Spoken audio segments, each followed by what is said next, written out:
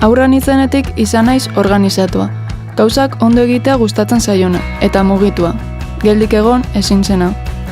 Txiki-txikitatik etxean ikusi dut motorzaletasuna. Eta betidani gustatu izan zait motorraren zarata. 5 urte bete nituenean, oparitu zidaten nire lehen motorra. Nire haurtzaroa, lagunekin egoteaz gain, gurasoekin autolasterketak ikusten igaro nuen.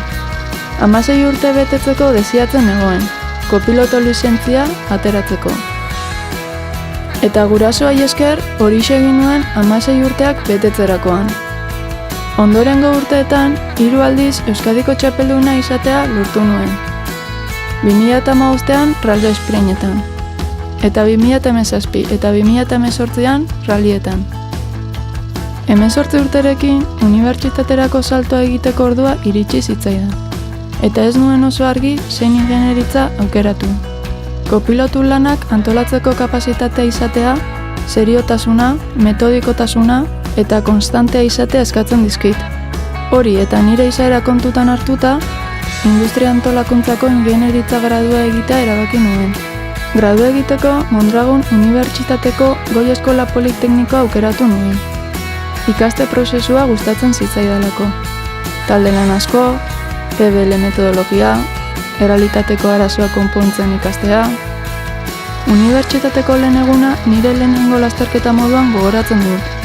Urduritasun asko, baina gogotsu etapa berriari aurre egiteko. Eredu dualari esker ikasketak eta lan uztartzeko aukera izan nuen. Lan ikaste partekatzea errekan egin nuen, plastikogintzan. Gradu amaierako proiektua ere errekan egin nuen, mantendimenduko RPA martxan jartzen. Orduztik bertan nago lanean, sistema teknikari bezala. Hainbat sistema kudeatzen ditut, MRPA, SGA, molden segimenduen esperti sistema eta proiektu kudeaketa sistema esaterako. Horien ezarpena, jarraipena eta hobekuntza proposamenak egiten ditut. Departamentu ezberdinei laguntzen diet, diseinu eta sistema egituren integrazio orokorrean.